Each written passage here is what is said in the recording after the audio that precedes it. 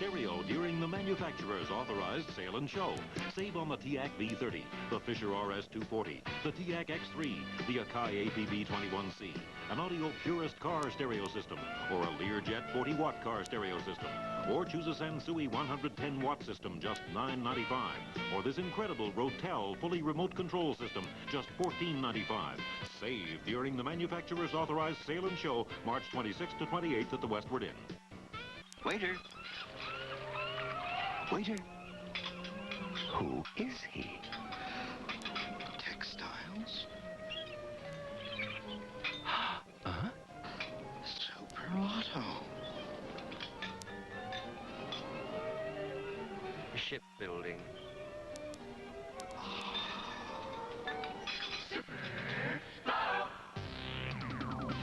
Someday, your ship may come in.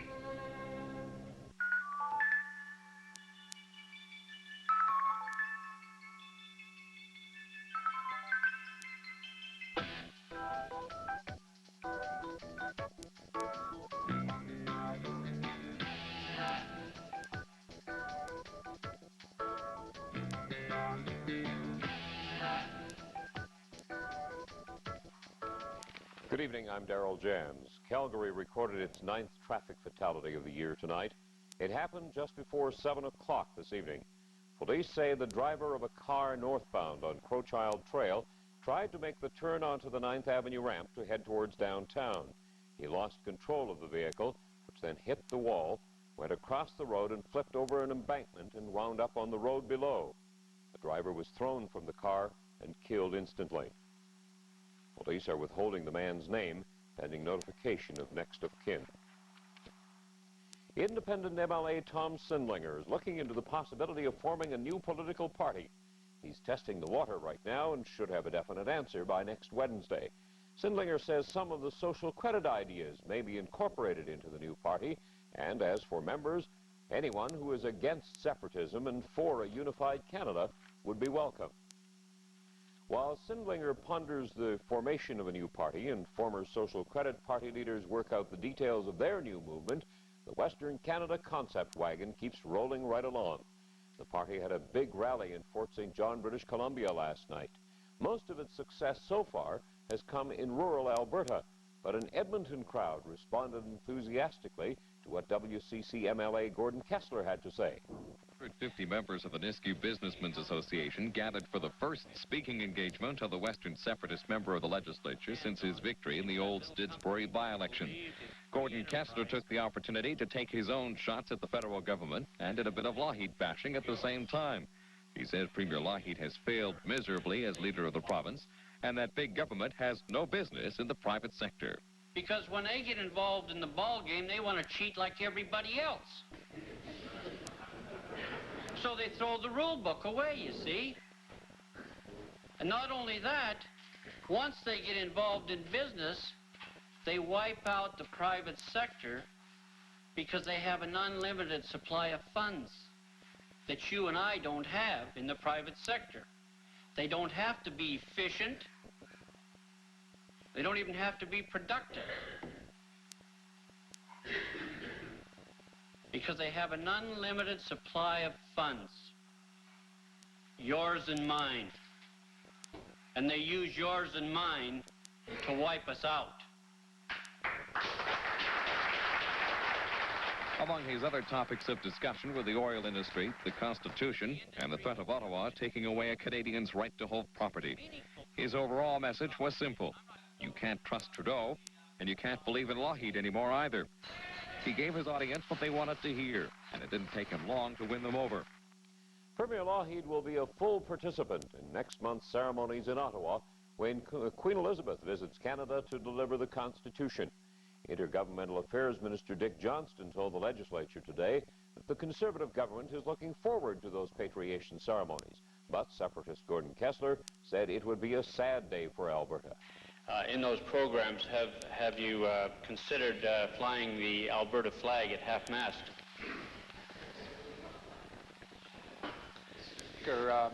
I would simply like to reply that I feel a very strong sense of loyalty to our Queen and to this country, And I can say on behalf of myself, I'm sure on behalf of the government, that we'll participate fully in this very important consideration. I think it's time to get on with it.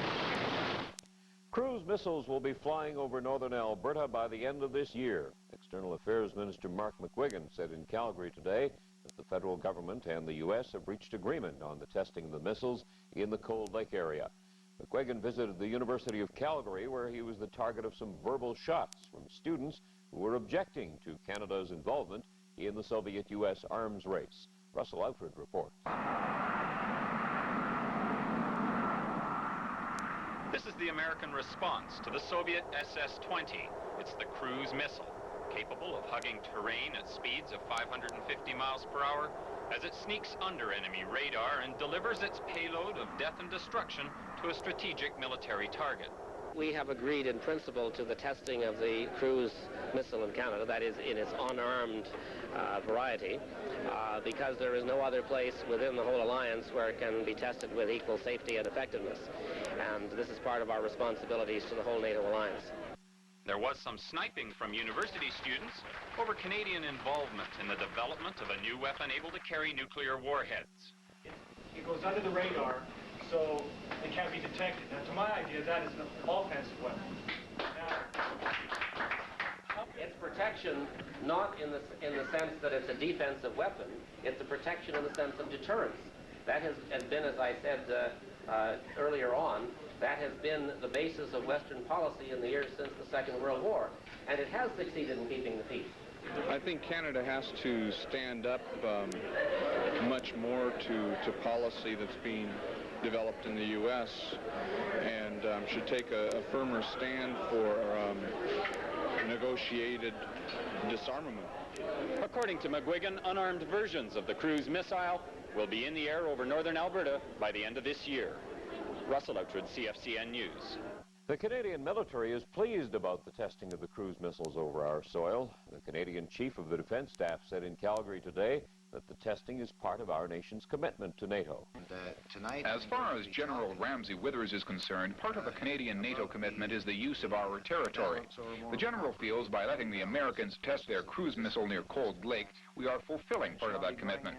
Concerning the Canadian military presence in Calgary, the General says the base will be here for some time to come. When the lease expired with the Sarcees, there were rumors that the Army may leave the Calgary base for Wainwright, where much of the training is now done. General Withers says that's not so. I think before one seeks that kind of solution, one's got to look at other ones about the possibility, for instance, of obtaining, as soon as we can possibly obtain it, nearer to Calgary, some terrain that we can use to substitute for the training that we did previously in this training area. There are a number of factors that we have to look at, and we certainly have taken no decisions yet. The Army says the problem still may be resolved through negotiation with the Sarcee Indians. DND is still willing to negotiate a new lease on Sarcee land, but that's unlikely in the immediate future. The Sarcees are suing the military for the land the base now sits on and damages to the land the Army used to lease. Ed Watson, CFCN News. There was another brief court appearance today for the two men charged in connection with the brutal murders of two young women south of Calgary. It was the third time in court for the two men, and once again they were remanded. Nancy Rose has that story. 23-year-old Robert Edward Brown and 29-year-old James Edward Peters appeared in court in leg shackles and handcuffs. A psychiatric assessment of Brown was delayed because of the nurses' strike. The psychiatrist's report on Peters has been completed, but since the two men are being tried together, both cases were remanded until April the 8th. 23-year-old Debbie Stevens disappeared en route to her home in High River in mid-December. Her body had been brutally bludgeoned and then burned. 16-year-old Lori Boyd of Okotoks was taken from the Red Rooster store where she was working on January the 31st. The next day, hopes of searchers were dashed when a body riddled with knife wounds was found by a country road. That body had also been burned. A pathologist's report reveals both bodies were subject to sexually related atrocities. When Brown and Peters make their next court appearance, it will probably be to set a date for a preliminary hearing. That hearing will have to be held in High River because that was the scene of the murders. Keeping in mind a recent shooting in a Toronto courtroom, RCMP are expected to make security even tighter. Nancy Rose, CFCN News. A 24-year-old Rimbey, Alberta man has been sentenced to 8 years in prison in connection with the abduction last September of a 2.5-year-old Crossfield girl. John Hummel pleaded guilty to charges of kidnapping and indecent assault. Part of Hummel's sentence will be served in a psychiatric institution. The accused was described in court as one of society's born losers, a man with a low IQ and enormous emotional problems. We should hear something tomorrow about the future of Turbo Resources. Executives from Turbo spent the day today behind closed doors with the principal bankers who are believed to have agreed on a refinancing schedule. The meeting between Turbo officials and the Canadian Imperial Bank of Commerce followed a threat by one of Turbo's smaller creditors to foreclose on a loan. Turbo has a debt load of more than $600 million with assets of over $1 billion. Tomorrow's announcement will most likely concern a new financial plan. Alberta government employees, Alberta government telephones employees, that is, will not be going on strike. They have voted overwhelmingly to accept a 2-year contract, which gives them a 12.5% pay increase for this year, that's retroactive to the beginning of the year, and a further 13.5% for 1983. It also provides a decrease in working hours to 38 from 40. It's spring, and at last, the weather agrees with the calendar. All over North America, there are signs of spring, especially in Vancouver, where the flowers are blooming, and there are birds, the unabashed birds, rare and oft-times misunderstood. He knows why he's here. He understands all the seasonal signs. And this group has stopped here for a reason, though if you ask them, they probably wouldn't say. The jogger's much too sporty to care. Even the guy with the binoculars has seen the signs, though at first he's much too shy to admit. Anything interesting? Yeah, just a boat. Just a boat? Just a boat. This is our last hint. The beach is called Wreck, and if you're paying attention, you'd know the unabashed birds are already back and front. I was looking at a dredge ship down just off the point down there, and all of a sudden the two girls walked into the binoculars and took their gear off, just like that. Couldn't believe it. What'd you think? I thought it's time to get out of here. It's great. Not at all cold down here. Yeah, it's pretty warm. Sand's warm. No breeze. You look like you've already got a tan. Well, it's been sunny all week, you know. So that's it. Summer can't be far away. And we promise not to mention it again.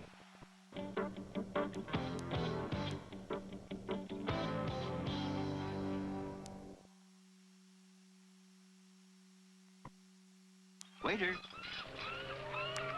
Waiter. Who is he? Textiles? Uh-huh. Super Auto. Shipbuilding.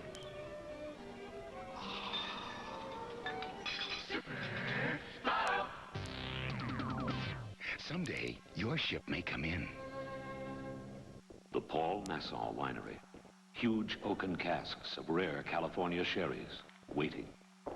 Bottle after bottle of Paul Masson California champagne, waiting. Fine table wine by the barrelful, waiting. Paul Masson said it nearly a century ago. We say it today. We will sell no wine before it's time.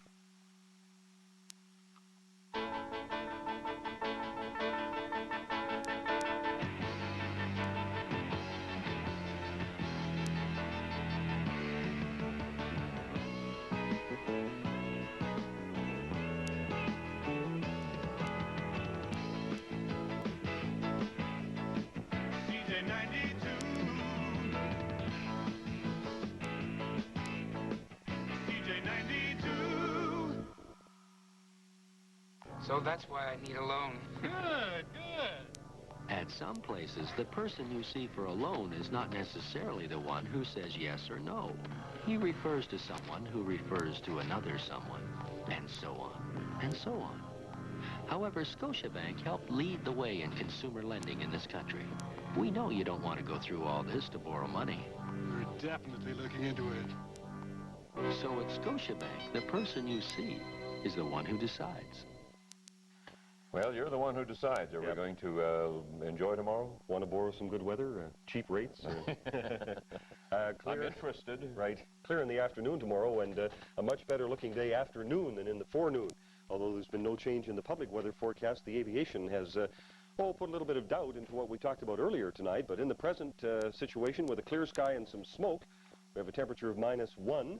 The wind is out of the south at 15. It's clear in Lethbridge and +2. Cranbrook is cloudy at 7. Coronation is clear and -2. We had a high today of 7 in Calgary. That's 3 degrees warmer than normal. The overnight low of -6 was right on, but boy, the pressure is falling. And that's the result of a low that is sitting about 60 miles off to the northwest of Edson. There's a cold front running back through Revelstoke and the Kelowna region through Penticton. And the introduction of those air masses was enough to trigger off a thunder shower in Kelowna, lightning in Penticton. And we have the warm front now running through approximately Jasper, and it's east of Banff, west of Calgary, and then off down into the United States. In behind that particular disturbance, rain showers in the forecast for Vancouver and Victoria with a Saturday daytime high of 11. It's going to be mostly sunny in Edmonton with a high of 4 degrees. Now, as this low and the associated systems with it continue to move eastward and they're coming toward Calgary, we feel there may be a bit of a disturbance in the air, so much so, in fact, that we can look forward to, or not look forward to, depending on your point of view, either rain or snow showers from maybe 9 in the morning until about 1. After the system is through, the low will then bring us some warm air with its counterclockwise circulation, and we should have no difficulty in getting up to about 6 degrees for tomorrow. No 10s, no Chinook, sorry, and about the same, if not 1 or 2 degrees cooler on Sunday. They'll start to clear out with just a few clouds in the afternoon for southern Saskatchewan. Our weather has basically, for the past couple of days, been dominated by a high just outside Winnipeg, and of course, with the clockwise circulation around it and very tight gradients or isobars associated with the center of the high, we're getting more of the southwest wind from that than the westerly flow from the low at the present time, and it appears it will be like that for most of the weekend.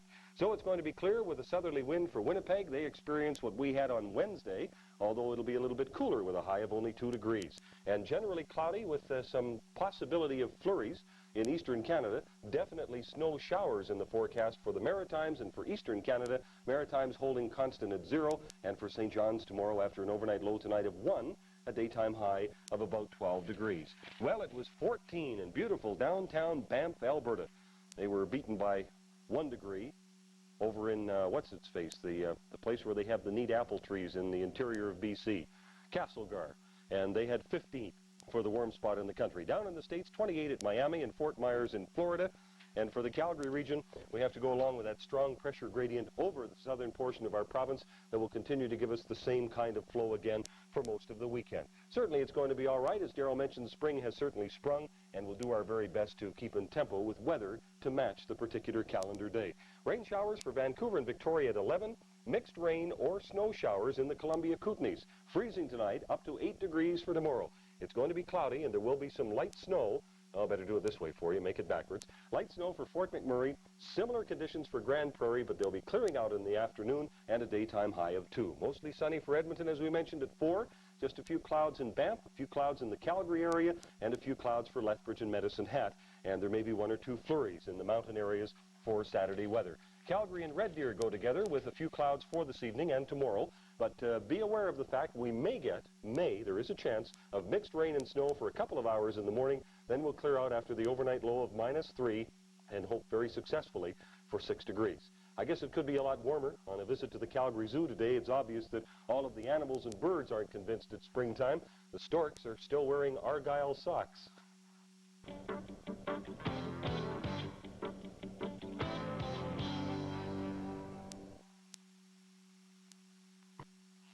Darlinger, do you know what day it is? It's Herbert D. Langley Day. Who's Herbert D. Langley? He gave us our first surprise holiday. One day we had to shut down production because we didn't have stock. Herbert wasn't using long distance to phone suppliers. With long distance, you control stock immediately and eliminate costly mistakes. Where's Herbert now? We're not sure. Business long distance. Today's way to operate. It's no puzzle why a beer stands the test of time. It delivers great taste time after time. Yeah, that's right. tradition's strong. We're all moving along, 'cause the tradition's strong. OB's Great Taste has been a popular choice with Canadians for generations. And the tradition grows because OB's Great Taste is always popular. No puzzle to that. So you say OB, OB for me, oh yeah! This year, Pacific Western and the Canadian Government Office of Tourism offer great adventure right here in Western Canada. Our great Canadian adventures include everything from horseback holidays in the Rockies to windsurfing off Vancouver Island, golf, fishing, houseboating, sightseeing. Our free brochure is filled with vacation fun you can afford. Pick up your Great Canadian Adventures brochure from Pacific Western or see your travel agent. There's so much to go for. Got a storage problem? Mini Mall is your answer. Over 400 new insured self-storage units in varying sizes for commercial, industrial, and residential uses. 24-hour easy access is available with outside access to most units, security fence and lighting. Mini Mall Self-Storage, 1 block north of Glenmore Trail at 52nd Street Southeast. Mini Mall, the answer to your storage problems. Phone 236-0414. Harry Neal has not been a nice boy, and nice boys have to pay for their little funnies. And Harry is going to pay through the nose, as they say. Oh, yes. Harry Neal was handed a 10-game suspension by NHL President John Ziegler today. It was his final decision on the incident last weekend in Quebec City when Neal and some of his players got involved in some fisticuffs and a scrap with Quebec City fans in the Colisée, Quebec City. So it's a 10-game suspension for Harry Neal. What it means is with 5 games remaining in the regular season that the Canucks will be out there without their coach for the first 5 games of the playoffs. Their captain, Kevin McCarthy, got suspended for 1 game, and one of their defensemen got suspended for a total of 7 games, Doug Hallward. In addition to $500 fines to Hallward and a couple of other players, a total of fines is $7,500 handed against the Vancouver Canucks. So it is one of the heaviest fines and suspensions ever handed out by the NHL as a playoff series approaches. Harry Neal set down for 10 games. 3 games in the NHL tonight. In Winnipeg, Bernie Federico's 3rd goal of the game late in the final period gave the St. Louis Blues a 4-all tie with those red-hot Winnipeg Jets. More than 16,000 fans on hand in Winnipeg. Don Maloney and Ron Duguay scored 2 goals apiece, and they helped the New York Rangers to an 8-5 win over the Buffalo Sabres. And in Denver, final score was the Colorado Rockies 6, the Edmonton Oilers 6. The Rockies coming from behind to tie that game, and Wayne Gretzky had 1 goal, giving him 91 on the season, along with a couple of assists. A 3-point night for Mr. Gretzky. Last night, of course, belonged to Wayne Gretzky, as he became the first player in league history to crack the 200-point barrier. Gretzky's 200th point came when he assisted teammate Pat Hughes on the Oilers' first goal. He added 2 shorthanded goals of his own, pushing his season total to an incredible 90. After last night's game, Ken Newens asked Gretzky how he's responding to the challenge. Not really, just we want to do the best we could to open up the game, and I think we succeeded in doing that. When you say open up a game and get them into a skating match, how do you go about that? Well, basically, just try to pull one guy all the time, and that's what we're trying to do. And you know, it takes 6 disciplined defensemen to be able to do that job, and we feel that we have those guys, and they deserve so much credit for being able to get the puck out quickly, and that's what we try to do. Coach Sather, I know, is concerned about the media pressure on you. Is this beginning to bother you at all, or are you used to it now? Well, I'm used to it. I don't think it bothers me at all. You know, Glenn pretty well has full control of that now, and you know, everything that's done before hockey games go through him, and you know, the post-game stuff is just not so everybody goes through it. But other than that, you know, everything goes through Glenn. And Gretzky flew his parents in for last night's game at the Corral. His dad, by the way, is his advisor, and he had this reaction to his son's feat. I haven't got any more words for Wayne. Of course, we're very proud of him, and he called yesterday and wanted both of us here today. He said he was going to do it today, so we're here. And did you expect him to do it quite that quickly? The 200 this year, not quite that fast. Let me ask you this. As this son of yours grew up, how soon was it you realized you had something very special? Well, you can always tell as far as minor hockey went he was special, but of course, as you know yourself, Ken, you don't know if a boy is going to play pro hockey until he's 17, 18, or 19, because that's, like I was saying a few minutes ago, they divide the men from the boys there. And as far as the future is concerned, you wonder if there's anything else he can accomplish? Oh, there are a few more records I guess he can get. That's Walter Gretzky, Wayne Gretzky's dad, and as I said, his advisor. Elsewhere last night in the NHL, the New York Islanders reaffirmed their position as top dog in the NHL as they beat the Montreal Canadiens. In the first period, Montreal defenseman Gaston Gingras spotted teammate Pierre Mondu alone at center ice after coming out of the penalty box. Mondu on a breakaway fell down and then couldn't beat goalie Billy Smith. The Islanders opened the scoring a couple of minutes later. The Canadiens got sloppy with the puck in their own zone. Billy Carroll converting Clark Gillies' rebound behind goaltender Denny Aaron. But less than a minute later, the Canadiens tied the game on an individual effort by Steve Shutt. Down the right side, Denny Potvin slashed at him, but Shutt kept going and beat Smith with a screen shot to the short side. Late in the first period, there was an incident involving Islanders goaltender Billy Smith, who drew a penalty for slashing his stick into the face of the Canadiens defense forward Mario Tremblay, who'd been knocked down by the Islanders defense. Smith drew a 2-minute penalty for slashing. Islanders power play, second period, and John Tonelli deflects Stefan Persson shot from the blue line in behind Aaron, and as it turned out, that proved to be the winning goal. The Canadiens played the game without Guy Lafleur and Larry Robinson. They almost tied it here. Second period, Bob Gainey setting up Keith Acton. Smith makes a tremendous save. The game-clinching goal came midway through the third period. Denny Potvin of the Islanders on a rink-link dash, and he beats Aaron with a wrist shot. Final score, New York 3, Montreal 1. The Stanley Cup champions have lost only twice in their last 31 games. The Western Hockey League playoffs get underway tonight on 4 fronts up in Saskatoon. The Blades capitalized on 3 of 4 power play opportunities as they beat the Wranglers 5-2. Mark Hapshide, Lane Lambert, and Bruce Eakin scored power play goals for the Blades, while Todd Struby and Roger Kortko, into an empty net at 19:30 of the third period, completed Saskatoon's attack. Lee Verstraete and John Smith scored for the Wranglers, and the Wranglers are now behind 1-0 in their best-of-7 preliminary round. In other games, it was Lethbridge over Billings 4-3, Regina beat Brandon 13-6, and after 2 periods, Seattle and Victoria are tied at 2-2. In the Alberta Junior Hockey League's best-of-7 final, the series shifted up to St. Albert for a game tonight.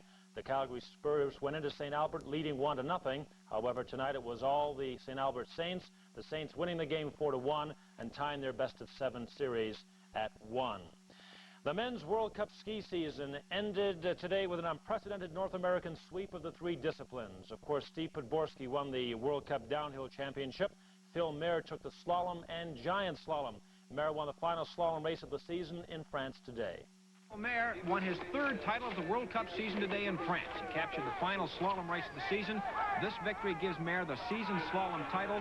He had already clinched the overall championship and the giant slalom title. And the ski jumping season winds up this weekend as well in Yugoslavia.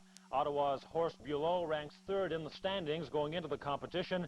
The best he can do, though, is finish 2nd because Armin Kogler of Austria has already wrapped up that title. The Canadian College Championships continue at St. and Mount Royal College. One school taking part is Briarcrest Bible Institute from Caronport, Saskatchewan. Briarcrest beat Mount Royal this afternoon to advance to the consolation final tomorrow. Briarcrest is steeped in tradition, and we have this report from Kathy Sproul. Action continues at the Canadian College Athletic Tournament. The team that dominated the consolation round comes from a small-town Bible college, Briarcrest. Coming from the unknown Saskatchewan town Caronport, the Briarcrest Clippers pulled up their socks, beating up Mount Royal College Cougars 90-71. The Clippers proved they are not the small college underdogs. Well, I think it started, first of all, we had some good ball players, and it kind of started to snowball, and then I got into coaching and enjoyed it, and been, done fairly well. The competition in Saskatchewan at the college level isn't as tough as it is in Alberta, and that's played into our hands a bit too. What's the big draw? Why are the athletes coming to Briarcrest? Well, all of the athletes on the team, I would say, came more to study the Bible, I would say, and grow in their spiritual relationship with God more than sports. Jack, you've been in this game for some 20 years. What do you think of the caliber of play of Briarcrest? They wiped the socks off you. Yes, they're a very strong team. They have a lot of size. They have a couple of 6'7" kids who rebound very well and shoot very well.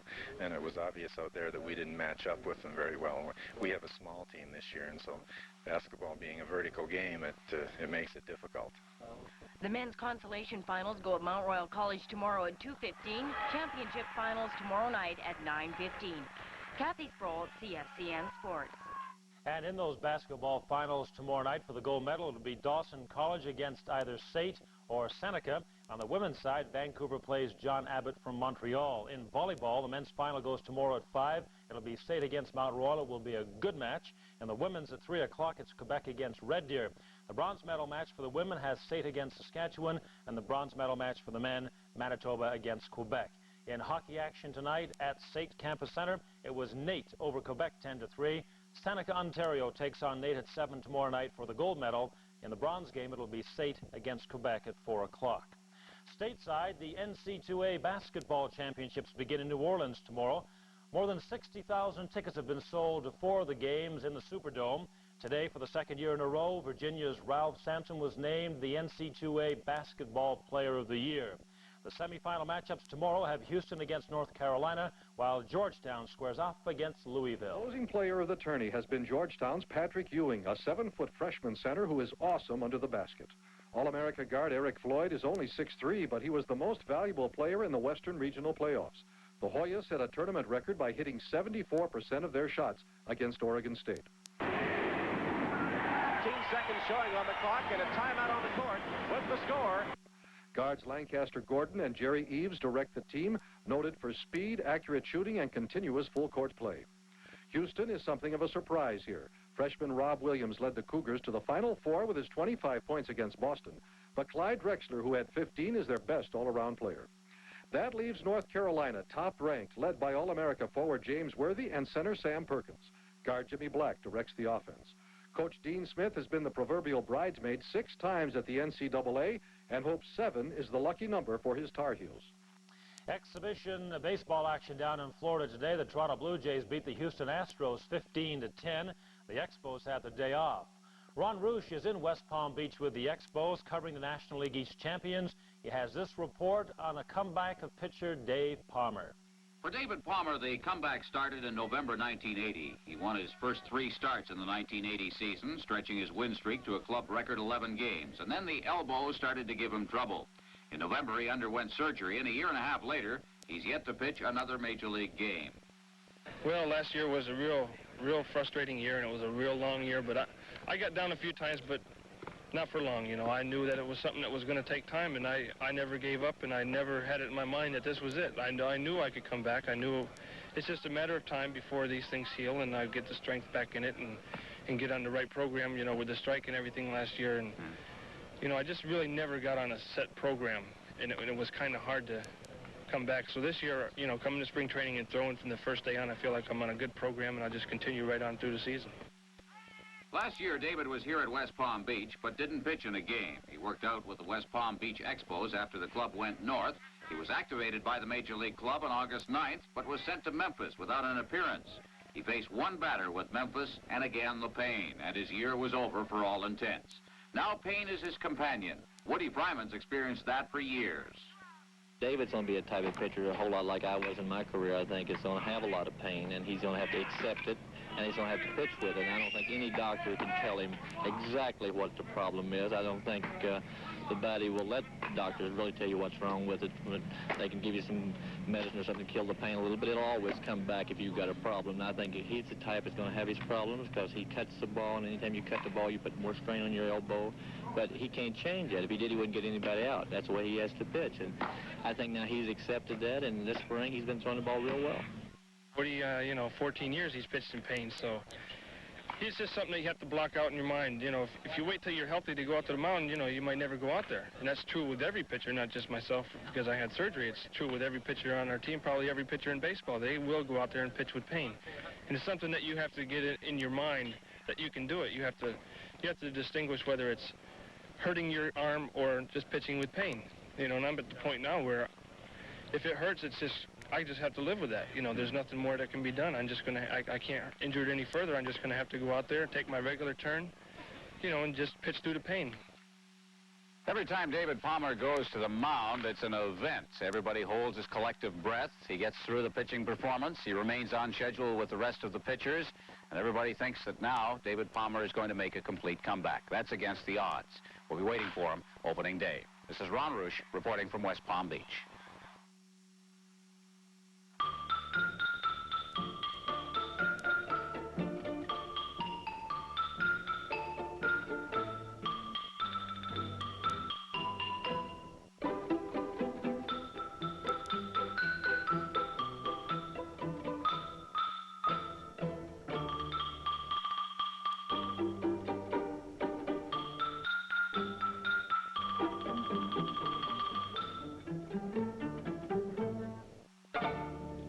This radio from Sears is called Silver Guard. It has a tread designed for quick, quiet, and agile performance, and two big steel belts for strength. It can stop on a dime, and it can save you money, because it's priced to move and backed by Sears' solid guarantee. The Silver Guard radio, now on sale at Sears Tire and Auto Centers and through the catalog. At Sears you get your money's worth and more.